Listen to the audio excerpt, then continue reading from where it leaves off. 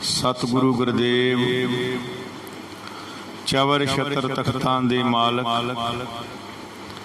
जुगो जुगे अटल साहिब श्री गुरु ग्रंथ साहिब महाराज जियां दे पावन पवित्र दरबार विखे हाजरी भर रही समुची साध संगत जीओ। अज दी हुक्म फरमान जो आप जी ने सरवण कीते हन 609 अंग ती प्रारंभ हुंदे हन, 610 अंग ती समाप्ति संपूर्णताई हो जाती है। हुक्म फरमान दी विचार दी सांझ पाउण तो पहला मन बिरतियां एकागर करके सारी ही संगत बड़ी शरधा ते प्यार सत्कार दे नाल सतगुरु जी दे पावन दरबार दी लवाओ जी हाजरी। सतनाम वाहिगुरु सतनाम वाहिगुरु सतनाम वाहिगुरु सतनाम वाहिगुरु। हाँ जी, सतनाम श्री वाहिगुरु साहिब जी। सोरठ महला पंजवा। सोरठ राग दे विच पंचम पिता शहीदों की सरताज धन धन गुरु अर्जन देव महाराज तिन्हां दी रब्बी बाणी दी रचना है। गुर पूरा भेटियो वड भागी मन है भया प्रगासा। सतगुरु जी मेर करदे हन कि हे भाई वड्डे भागां दे नाल चंगी किस्मत दे नाल मैनू पूरा गुरु मिल पिया। भेटियो भेटियो दा अर्थ हुंदा मिलिया, पूरा गुरु मिल पिया है। हुण मेरे मन दे विच आत्मक जीवन दी सूझ पैदा हो गई। भाव के गुरपूरे दे जदों मिलाप होए ते मैं वडभागी बनिया। गुरपूरा भेटियो वडभागी वड्डे भाग मेरे बने ते मेरा गुरपूरे दे नाल मिलाप होया ते मेरे मन दे विच जिहड़ा अज्ञानता दा हनेरा सी वो हनेरा दूर हो गया ते हिरदे रूपी घर विच प्रकाश हो गया है। कोई ना पहचानहार दूजा अपने साहिब का परवासा। ते हुण मैनू अपने मालिक दा आसरा हो गया, सहारा हो गया है। कोई भी उस मालिक की बराबरी नहीं कर सकता। कोई ना पहुँचणहारा दूजा उस दाते दियां वडियाइयां, उस दाते दियां रहमतां तक, उस दाते दी बराबरी करन तक कोई भी नहीं पहुँच सकता। मैनू मेरे मालिक दा हुण पूरा सहारा हो गया है। अपने सतगुर का बलहार कि भाई मैं अपने गुरु तो सदा कुर्बान जांदा हाँ, बलिहार जांदा हाँ। आगे सुख पाछे सुख सहजा घर आनंद हमारा। सतगुर जी दया करदे ने कि हे भाई गुरु दी किरपा दे नाल मेरे हिरदे रूपी घर दे विच ਇਹ ਆਨੰਦ ਬਣਿਆ ਜਿਹੜਾ ਇਸ ਲੋਕ ਵਿੱਚ ਵੀ ਹੈ ਤੇ ਪਰਲੋਕ ਦੇ ਵਿੱਚ ਵੀ ਆਤਮਿਕ ਅਡੋਲਤਾ ਦਾ ਮੈਨੂੰ ਸੁਖ ਪ੍ਰਾਪਤ ਹੋ ਗਿਆ। ਇਹ ਆਨੰਦ ਮੇਰੇ ਹਿਰਦੇ ਵਿੱਚ ਬਣਿਆ ਤੇ ਲੋਕ ਪਰਲੋਕ ਵਿੱਚ ਟਿਕਿਆ ਰਹਿਣ ਵਾਲਾ ਸੁਖ ਜਿਹੜਾ ਸੀ ਉਹ ਸਦਾ ਲਈ ਪ੍ਰਾਪਤ ਹੋ ਗਿਆ। ਆਗੈ ਸੁਖ ਪਾਸ਼ੈ ਸੁਖ ਸਹਿਜਾ। ਹਿਰਦੇ 'ਚ ਸਹਿਜ ਪ੍ਰਾਪਤ ਹੋਇਆ ਤੇ ਸਹਿਜੇ ਹੀ ਆਨੰਦ ਬਣਿਆ। सहजे ऐसा आनंद बनिया कि अगे भी मैनू सुख मिल गया, परलोक भी सवारिया गया ते लोक भी सवारिया गया ते ये सदा रहन वाला सुख जिहड़ा सी मेरे हिरदे रूपी घर विच टिक गया है। विश्राम ला के सतगुरु जी दया करदे हन। अंतर जामे करन हारा सोए ਖਸਮ ਹਮਾਰਾ।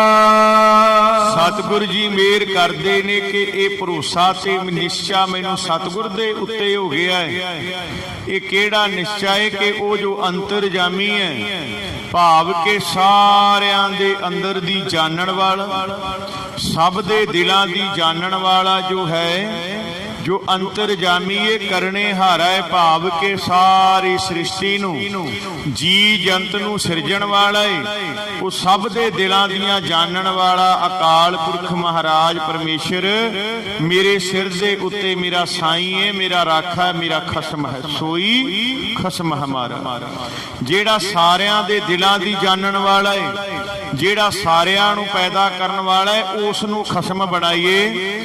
ਅੱਜ ਕੱਲ ਸਾਧ ਸੰਗਤ ਜੀ ਉਹ ਸਾਡੇ ਸਮਾਜ ਦੇ ਵਿੱਚ ਆ ਦੇਹਧਾਰੀਆਂ ਦੇ ਪਖੰਡ ਦਾ ਰਿਵਾਜ ਬਹੁਤ ਚੱਲਦਾ ਪਿਆ। ਐਵੇਂ ਹੀ ਸਾਧ ਸੰਗਤ ਜੀ ਉਹ ਗੰਦ ਦੇ ਟੋਕਰੇ ਨੂੰ ਲੋਕ ਜਿਹੜੇ ਹਨ ਉਹ ਕੋਈ ਸਤਿਗੁਰ ਆਖੀ ਜਾਂਦਾ ਹੈ, ਕੋਈ ਕੁਛ ਆਖੀ ਜਾਂਦਾ ਹੈ। ਸੋ ਸਾਧ ਸੰਗਤ ਜੀ ਮੈਂ ਕਹਿਣਾ ਚੱਲ ਉਹ ਤੇ ਗੁੰਮਰਾਹ ਕੀਤੇ ਹੋਏ ਲੋਕ ਨੇ, ਉਹਨਾਂ ਨੂੰ ਜਿਵੇਂ ਕਿਸੇ ਨੇ ਕਹਿਤਾ ਉਹ ਕਰੀ ਜਾਂਦੇ ਨੇ। ਪਰ ਬੜੀ ਹੈਰਾਨੀ ਵਾਲੀ ਤੇ ਗੱਲ ਇਹ ਹੈ ਕਿ ਮੈਂ ਕੱਲ ਇੱਕ ਪੋਸਟ ਤੇ ਫੇਸਬੁੱਕ ਤੇ ਕਿਸੇ ਦਾ ਪੜ੍ਹਦਾ ਪਿਆ ਸੀ, ਸਟੇਟਸ ਕਿਸੇ ਨੇ ਸਕਰੀਨ ਸ਼ਾਟ ਲੈ ਕੇ ਪਾਇਆ ਤੇ ਉਹਨੇ ਲਿਖਿਆ ਵੀ ਭੇਡਾਂ ਦਾ ਹਾਲ ਵੇਖ ਲਓ। ਜਦੋਂ ਮੈਂ ਉਹ ਖੋਲ ਕੇ ਵੇਖਿਆ, ਉਹਦੇ ਵਿੱਚ ਲਿਖਣ ਵਾਲੇ ਦੇ ਨਾਮ ਦੇ ਨਾਲ ਖਾਲਸਾ ਲੱਗਦਾ ਹੈ ਤੇ ਉਹ ਲਿਖਦਾ ਪਿਆ ਹੈ, ਕਹਿੰਦਾ ਤੁਸੀਂ ਐਵੇਂ ਭਾਈ ਰਣਜੀਤ ਸਿੰਘ ਦੇ ਮਗਰ ਲੱਗੇ ਹੋਏ ਹੋ, ਢੰਡਰੀਆਂ ਵਾਲਾ ਤੇ ਦੂਜਾ ਗੁਰੂ ਨਾਨਕ। ਲੋਕੀ ਸਮਝ ਨਹੀਂ ਰਹੇ। ਵੇਖੋ ਅਸੀਂ ਗੰਦ ਦੇ ਟੋਕਰੇ ਨੂੰ ਗੁਰੂ ਨਾਨਕ ਦੇ ਨਾਲ ਮਿਲਾ ਰਹੇ ਹਾਂ। ਜਿੰਦੀ ਜ਼ਬਾਨ ਤੇ ਹਮੇਸ਼ਾ ਨਿੰਦਿਆ ਰਹਿੰਦੀ ਉਹ ਗੁਰੂ ਨਾਨਕ ਹੋ ਸਕਦਾ? ਜਿੰਦੀ ਜੀਵਾ ਹਮੇਸ਼ਾ ਮਾੜਾ ਬੋਲੇ, ਸਰੋਵਰਾਂ ਦੀ ਨਿੰਦਿਆ ਕਰੇ, ਗੁਰਧਾਮਾਂ ਤੇ ਇਤਿਹਾਸ ਦੀ ਨਿੰਦਿਆ ਕਰਦੀ ਹੋਵੇ, ਜਾਂ ਜਿਹੜਾ ਨਾਮ ਸਿਮਰਨ ਅੰਮ੍ਰਿਤ ਵੇਲੇ ਅੰਮ੍ਰਿਤ ਬਾਣੀਆਂ ਤੇ ਅੰਮ੍ਰਿਤ ਸੰਚਾਰ ਤੇ ਕਿੰਤੂ ਪਰੰਤੂ ਕਰਦਾ ਹੋਵੇ, ਜਿਹੜਾ ਗੁਰੂ ਸਾਹਿਬ ਦੇ ਬਖਸ਼ੇ ਹੋਏ ਕਕਾਰਾਂ ਤੇ ਕੇਸਾਂ ਦੀ ਗੱਲ ਨਾ ਮੰਨਦਾ ਹੋਵੇ, ਅੰਮ੍ਰਿਤ ਵੇਲੇ ਉੱਠਣ ਦੀ ਗੱਲ ਨਕਾਰਦਾ ਹੋਵੇ, ਕੀ ਉਹ ਗੁਰੂ ਨਾਨਕ ਹੋ ਸਕਦਾ? ਜਿਹੜੇ ਗੁਰੂ ਨਾਨਕ ਸਾਹਿਬ ਨੇ ਕਿਹਾ ਅੰਮ੍ਰਿਤ ਵੇਲਾ ਸੱਚ ਨਾਓ ਵਡਿਆਈ ਵਿਚਾਰ, ਤੇ ਇਹ ਜਿਹੜਾ ਬੰਦਾ ਕਹਿੰਦਾ ਸੁੱਤੇ ਰਿਹਾ ਕਰੋ, ਤੁਹਾਡੇ ਜਿਹੜਾ ਸੁੱਤੇ ਰਹਿਣ ਨਾਲ ਕੁਦਰਤ ਤੁਹਾਨੂੰ ਚਾਰਜ ਕਰਦੀ ਹੈ। ਗੁਰੂ ਪਿਆਰੀ ਸਾਧ ਸੰਗਤ ਜੀਓ, ਗੁਰਸਿੱਖ ਨੂੰ ਤੇ ਹੁਕਮ ਹੈ, ਹਉ ਤਿਸ ਘੋਲ ਕਮਾਇਆ, ਥੋੜਾ ਸਵੈ ਥੋੜਾ ਹੀ ਖਾਵੇ। ਥੋੜਾ ਸੌਣਾ ਵਾਲਾ, ਥੋੜਾ ਖਾਣ ਵਾਲਾ, ਪਾਤਸ਼ਾਹ ਕਹਿੰਦੇ ਮੈਂ ਉਹਦੇ ਤੋਂ ਵਾਰਨੇ ਤੇ ਬਲਿਹਾਰ ਜਾਂਦਾ ਹਾਂ। ਅਸੀਂ ਹਰ ਇੱਕ ਨੂੰ ਆਪਣਾ ਖਸਮ ਬਣਾਈ ਬੈਠੇ ਆ ਕਿ ਜਿਹੜੇ ਬਾਬੇ ਦੇ ਕੋਲ ਗਏ ਬਸ ਉਹੀ ਸਾਡਾ ਪਿਤਾ ਜੀ, ਉਹੀ ਸਾਡਾ ਰੱਬ ਸੁਆਮੀ, ਸਾਰਾ ਕੁਝ ਅਸੀਂ ਇੱਕ ਬੰਦੇ ਨੂੰ ਬਣਾ ਕੇ ਬਹਿ ਜਾਂਦੇ ਆ।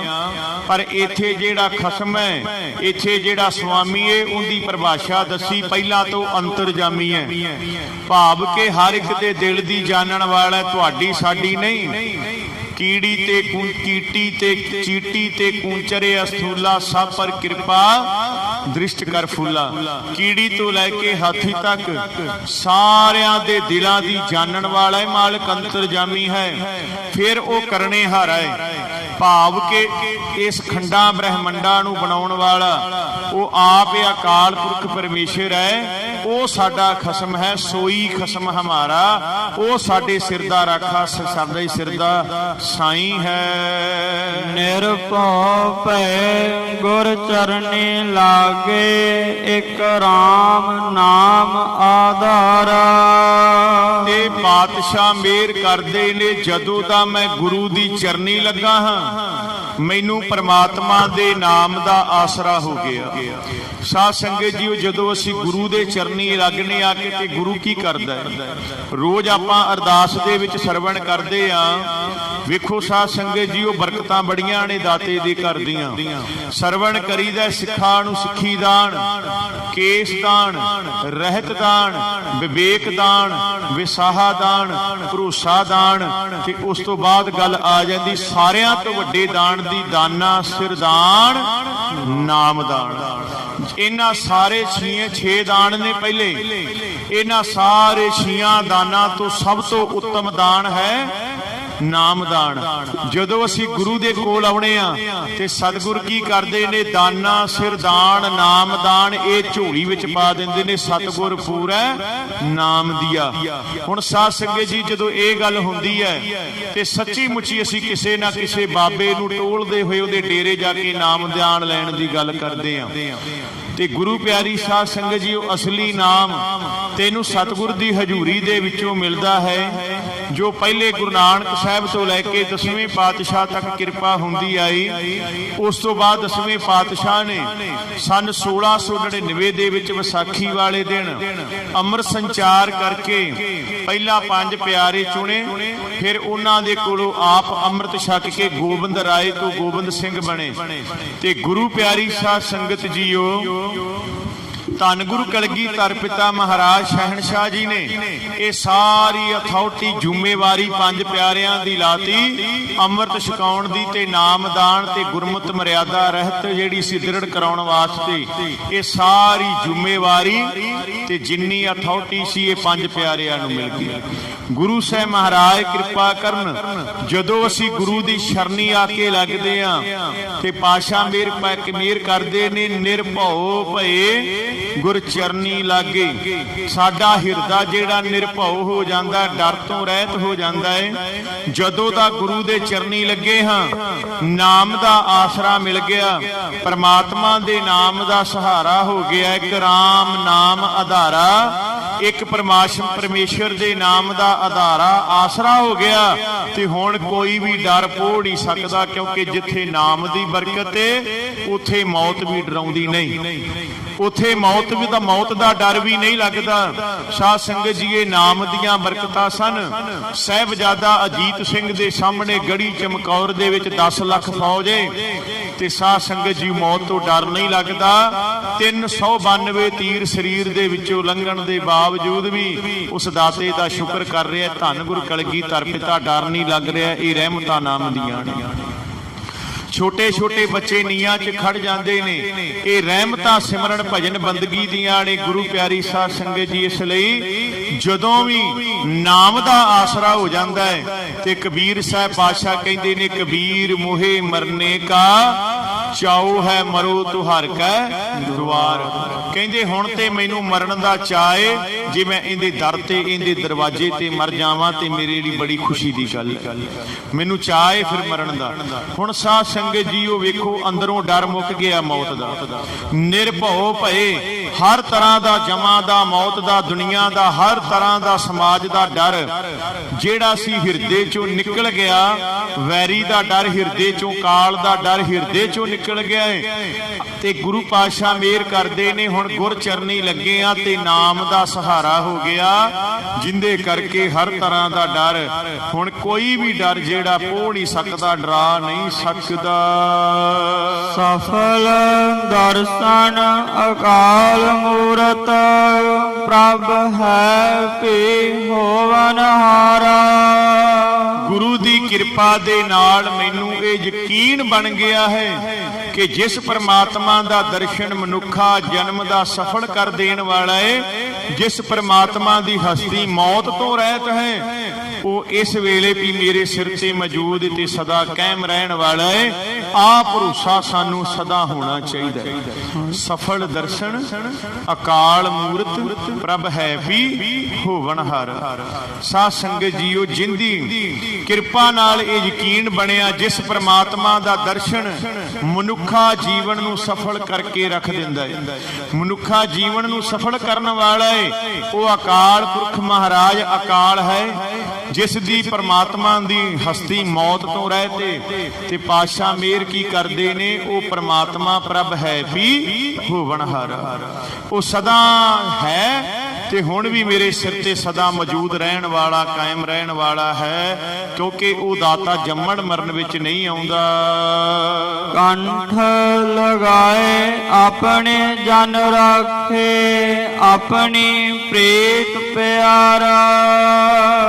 ਸਤਿਗੁਰੂ ਜੀ ਮਿਹਰ ਕਰਦੇ ਨੇ, ਉਹ ਪ੍ਰਭੂ ਆਪਣੀ ਪ੍ਰੀਤ ਦੀ, ਆਪਣੇ ਪਿਆਰ ਦੀ ਦਾਤ ਦੇ ਕੇ ਆਪਣੇ ਸੇਵਕਾਂ ਨੂੰ ਆਪਣੇ ਸੀਨੇ ਨਾਲ, ਕੰਠ ਨਾਲ, ਆਪਣੇ ਗਲ ਨਾਲ ਚੜ ਲਾ ਕੇ ਰੱਖਦਾ ਹੈ। ਵੱਡੀ ਵਡਿਆਈ ਅਚਰਜ ਸੋਭਾ ਕਾਰਜ ਆਇਆ ਰਾਸੇ। ਤੇ ਪਾਤਸ਼ਾਹ ਮਿਹਰ ਕਰਦੇ ਨੇ ਕਿ ਵੱਡੀ ਵਡਿਆਈ ਭਾਵ ਕਿ ਉਹ ਗੁਰੂ ਬੜੀ ਵੱਡੀ ਵਡਿਆਈ ਵਾਲਾ ਜੀ। ਉਸ ਦਾਤੇ ਦੀਆਂ ਵਡਿਆਈਆਂ ਛੋਟੀਆਂ ਨਹੀਂ। ਸਾਧ ਸੰਗਤ ਜੀ, ਉਹ ਕਲਗੀਧਰ ਪਾਤਸ਼ਾਹ ਮਹਾਰਾਜ ਜੀਆਂ ਵੱਲ ਨਿਗਾਹ ਮਾਰ ਲਈਏ ਤੇ ਕਲਗੀਧਰ ਪਾਤਸ਼ਾਹ ਮਹਾਰਾਜ ਧੰਨ ਗੁਰੂ ਗੋਬਿੰਦ ਸਿੰਘ ਮਹਾਰਾਜ ਜੀ ਵਰਗਾ ਤਿਆਗੀ ਕੋਈ ਨਹੀਂ ਦੁਨੀਆ ਤੇ, ਜਿਹਨੇ ਸਾਧ ਸੰਗਤ ਜੀ ਉਹ ਨੰਦਾਂ ਦੀ ਪੁਰੀ ਦਾ ਤਿਆਗ ਹੀ ਨਹੀਂ, ਸਭ ਤੋਂ ਪਹਿਲਾਂ ਆਪਣੇ ਪੁੱਤ ਹੋਣ ਦਾ ਤੇ ਪਿਤਾ ਕਹਿਣ ਦਾ ਤਿਆਗ ਕੀਤਾ। ਭਾਵ ਕਿ ਗੁਰੂ ਤੇਗ ਬਹਾਦਰ ਸਾਹਿਬ ਮਹਾਰਾਜ ਜੀਆਂ ਨੂੰ ਪਿਤਾ ਦਾ ਮੋਹ ਤੋੜ ਕੇ ਸਾਰਾ ਕੁਝ ਸਮਝਾ ਕੇ ਦੱਸ ਕੇ ਕਹਤੇ ਗੁਰੂ ਤੇਗ ਬਹਾਦਰ ਸਾਹਿਬ ਮਹਾਰਾਜ ਜੀ ਨੂੰ ਸਮਝਾਉਣ ਦੀ ਲੋੜ ਨਹੀਂ ਸੀ, ਆਪ ਪਰਮੇਸ਼ਰ ਦਾ ਰੂਪ ਸਨ। ਪਰ ਕਲਗੀਧਰ ਪਾਤਸ਼ਾਹ ਮਹਾਰਾਜ ਜੀਆਂ ਨੇ ਵਸੀਲਾ ਬਣਨਾ ਸੀ। ਛੋਟੀ ਜੀ ਉਮਰ ਵਿੱਚ ਕਹਿੰਦੇ ਨੇ ਤੁਹਾਡੇ ਤੋਂ ਵੱਡਾ ਮਹਾਬਲੀ ਸੂਰਮਾ ਤੇ ਤਪਸਵੀ ਭਗਤ ਕੌਣ ਹੋ ਸਕਦਾ ਹੈ। ਧਰਮ ਦੀ ਰੱਖਿਆ ਵਾਸਤੇ ਤਿਲਕ ਜੰਨੂ ਰਾਖਾ ਪ੍ਰਭ ਤਾਕਾ ਕੀਨੋ ਬੜੋ ਕਲੂ ਮੈਂ ਸਾਕਾ ਸੀਸ ਦੇ ਦਿੱਤਾ ਦਿੱਲੀ ਦੇ ਵਿੱਚ ਤੇ ਧਰਮ ਦੀ ਰੱਖਿਆ ਕੀਤੀ, ਤਿਲਕ ਜੰਨੂ ਦੀ ਰੱਖਿਆ ਕੀਤੀ ਹੈ ਗੁਰੂ ਤੇਗ ਬਹਾਦਰ ਸਾਹਿਬ ਮਹਾਰਾਜ ਨੇ। ਤਿਆਗੀ ਕੋਈ ਨਹੀਂ ਹੈ ਕਲਗੀਆਂ ਵਾਲਿਆ, ਤੇਰੇ ਵਰਗਾ ਦੋ ਪੁੱਤਰ ਅੱਖਾਂ ਦੇ ਸਾਹਮਣੇ ਚਿਣੇ ਗਏ, ਪਰਿਵਾਰ ਖੇਰੂ ਖੇਰੂ ਹੋ ਗਿਆ, ਦੋ ਬੱਚੇ ਨੀਆਂ ਦੇ ਵਿੱਚ ਚਿਣੇ ਗਏ ਤੇ ਹੱਸ ਕੇ ਸਤਿਗੁਰੂ ਪਾਤਸ਼ਾਹ ਕਹਿੰਦੇ ਨੇ, ਹੱਥ ਬੰਨ ਬੋਲੇ ਸਤਿਗੁਰੂ ਵਾਹ ਭਾਣਾ ਤੇਰਾ ਤੁਝ ਕੋ ਸੌਂਪਤੇ ਕਿਆ ਲਾਗੇ ਮੇਰਾ, ਪੰਥ ਵਸੇ ਮੈਂ ਉਜੜਾ ਮਨ ਚਾਉ ਕਨੇਰਾ। ਮੇਰਾ ਪੰਥ ਵਸਦਾ ਰਵੇ ਤੇ ਮੈਂ ਭਾਵੇਂ ਉਜੜ ਜਾਵਾਂ। ਤਿਆਗੀ ਕੋਈ ਨਹੀਂ ਹੈ। ਤੇ ਜੇ ਵੇਖ ਲਈਏ ਕਲਗੀਧਰ ਪਾਤਸ਼ਾਹ ਵਰਗਾ ਤੇ ਸ਼ਹਿਨਸ਼ਾਹ ਵੀ ਕੋਈ ਨਹੀਂ। ਸਿਰ ਤੇ ਕਲਗੀ ਲਾ ਕੇ ਸਵਰਨ ਤੀਰਾਂ ਦੇ ਮਾਲਕ ਆਪਣੇ ਹੱਥਾਂ ਦੇ ਨਾਲ ਸੋਨੇ ਦੀਆਂ ਮੋਹਰਾਂ ਵੰਡੀ ਜਾਂਦੇ ਨੇ। ਦਾਨੀ ਵੀ ਕੋਈ ਨਹੀਂ। ਕੋਈ ਸਾਧ ਸੰਗਤ ਜ਼ਮੀਨ ਦਾਨ ਕਰਦਾ ਹੈ, ਕੋਈ ਆਪਣਾ ਘਰ ਦਾਨ ਕਰਦਾ ਹੈ, ਕੋਈ ਆਪਣੀ ਧਨ ਦੌਲਤ ਦਾਨ ਕਰਦਾ ਹੈ, ਕੋਈ ਗਹਿਣੇ ਗੱਟੇ ਦਾਨ ਕਰਦਾ। ਕਲਗੀਆਂ ਵਾਲੇ ਨੇ ਸਾਰਾ ਸਰਬੰਸੀ ਦਾਨ ਕਰ ਦਿੱਤਾ।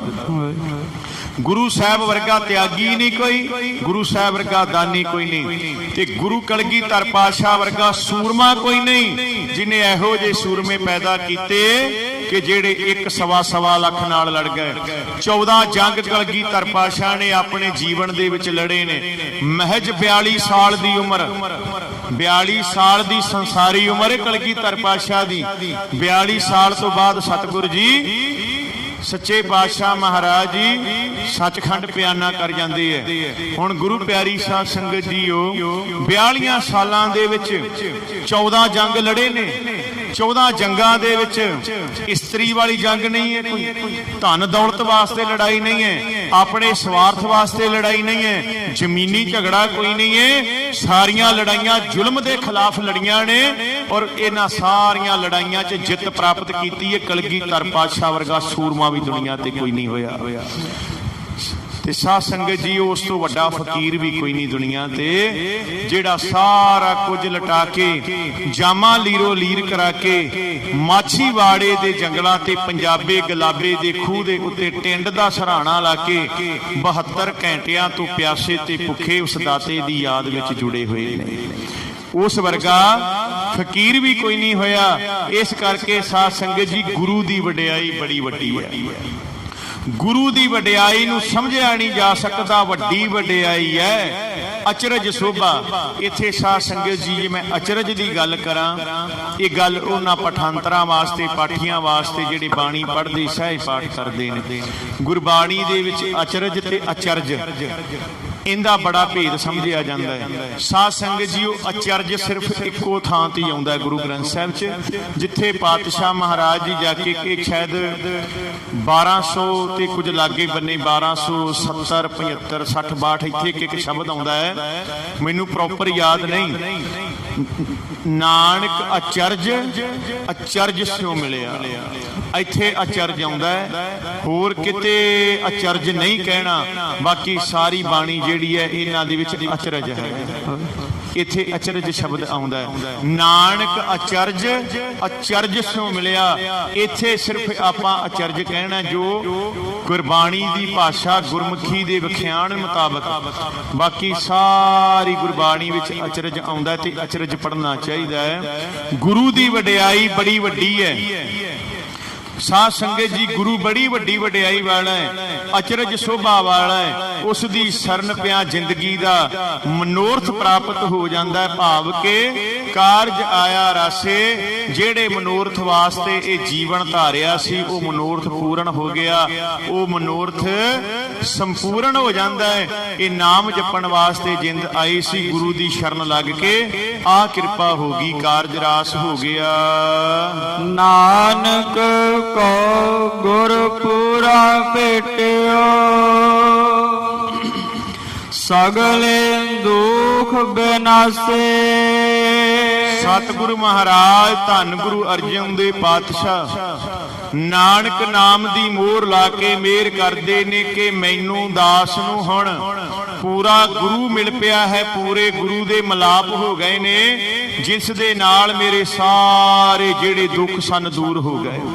ਪੂਰੇ ਗੁਰੂ ਦੇ ਮਿਲਾਪ ਹੁੰਦੇ ਆ ਸਾਧ ਸੰਗਤ। ਜਿਵੇਂ ਸਰਦੀ ਦਾ ਦਿਨ ਹੋਣ, ਸਰਦੀ ਦੇ ਦਿਨ ਚ ਕੜਾਕੇ ਦੀ ਠੰਡ ਪੈਂਦੀ ਹੋਵੇ ਤੇ ਧਾਰ ਧਾਰ ਚਾਰ ਚਫੇਰੇ ਧੁੰਦ ਹੀ ਧੁੰਦ ਹੋਵੇ, ਪਰ ਯਕਦਮ ਹੀ ਉਸ ਦਾਤੇ ਦੀ ਕਿਰਪਾ ਹੋਵੇ, ਸੂਰਜ ਨਿਕਲ ਆਵੇ ਤੇ ਤੂੰ ਮੰਜਾ ਢਾ ਕੇ ਜਾਂ ਕੁਰਸੀ ਢਾ ਕੇ ਉਸ ਸੂਰਜ ਦੇ ਵਿੱਚ ਬਹਿ ਜਾਵੇਂ, ਸੂਰਜ ਦੀ ਧੁੱਪ ਵਿੱਚ ਬਹਿ ਕੇ ਆਨੰਦ ਲਵੇਂ ਤੇ ਕੀ ਆਖੇ ਕਿ ਹੁਣ ਤੇ ਆਨੰਦ ਆ ਗਿਆ, ਸੂਰਜ ਨਿਕਲ ਆਇਆ, ਬੜਾ ਸੁੱਖ ਪ੍ਰਾਪਤ ਹੋਇਆ।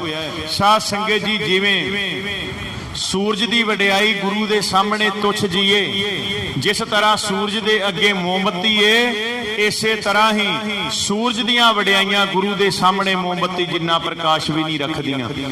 ਸਾਧ ਸੰਗਤ ਜੀ, ਇਹ ਸੂਰਜ ਦੇ ਨਿਕਲਿਆ ਜਿਸ ਤਰ੍ਹਾਂ ਤੈਨੂੰ ਸੁੱਖ ਪ੍ਰਾਪਤ ਹੋਇਆ, ਗੁਰੂ ਪਾਤਸ਼ਾਹ ਦੇ ਮਿਲਾਪ ਹੋਣ ਨਾਲ ਤੇਰੇ ਸਾਰੇ ਦੁੱਖ ਨਾਸ ਹੋ ਜਾਂਦੇ ਨੇ, ਖੁਸ਼ੀਆਂ ਪ੍ਰਾਪਤ ਹੁੰਦੀਆਂ ਨੇ। ਗੁਰਪੂਰਾ ਜਦੋਂ ਮਿਲ ਪਿਆ ਤੇ ਸਾਰੇ ਦੁੱਖਾਂ ਦਾ ਨਾਸ ਹੋ ਜਾਂਦਾ ਹੈ। ਇਸ ਕਰਕੇ ਗੁਰੂ ਦੇ ਮਿਲਾਪ ਦੀ ਅਰਦਾਸ ਕਰਿਆ ਕਰੀਏ, ਗੁਰੂ ਚਰਨਾਂ ਦੇ ਵਿੱਚ ਗੁਰੂ ਮਿਲਾਪ ਦੀ ਅਰਦਾਸ ਕਰਿਆ ਕਰੋ ਤੇ ਗੁਰੂ ਪਾਤਸ਼ਾਹ ਮਹਾਰਾਜ ਜੀ ਦੇ ਚਰਨਾਂ 'ਚ ਤਰਲਾ ਪਾਇਆ ਕਰੀਏ, ਗੁਰੂ ਪਾਤਸ਼ਾਹ ਮਹਾਰਾਜ ਜੀ ਦੇ ਚਰਨਾਂ 'ਚ ਜੋਦੜੀਆਂ ਕਰਿਆ ਕਰੀਏ ਕਿ ਸੱਚੇ ਪਾਤਸ਼ਾਹ ਕਿਰਪਾ ਕਰ, ਆਪਣੇ ਦਰਸ਼ਨ ਦੀਦਾਰ ਤੇ ਮਿਲਾਪ ਬਖਸ਼।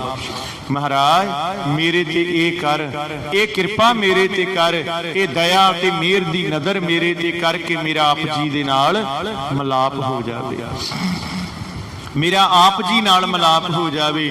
ਗੁਰੂ ਮਿਲਾਪ ਦੀ ਅਰਦਾਸ ਕਰਿਆ ਕਰੋ, ਨਾਮ ਜਪੋ, ਬਾਣੀ ਪੜੋ ਤੇ ਗੁਰੂ ਚਰਨਾਂ ਦੇ ਨਾਲ ਜੁੜੋ ਜੀ। ਹੁਣ ਸਮਾਪਤੀ ਦੀ ਪੰਕਤੀ ਪੜ੍ਹ ਕੇ ਫਤਿਹ ਦੀ ਸਾਂਝ ਪਾਵਾਂਗੇ। ਹੋਈਆਂ ਭੁੱਲਾਂ ਗਲਤੀਆਂ ਤੇ ਖਿਮਾ ਦੀ ਜੱਚ ਕਹਾਂ, ਸਤਿਗੁਰ ਤੇ ਸਤਿਗੁਰ ਦੀ ਸੰਗਤ ਬਖਸ਼ਣਹਾਰ ਹੋ, ਬਖਸ਼ ਲੈਣਾ ਜੀ।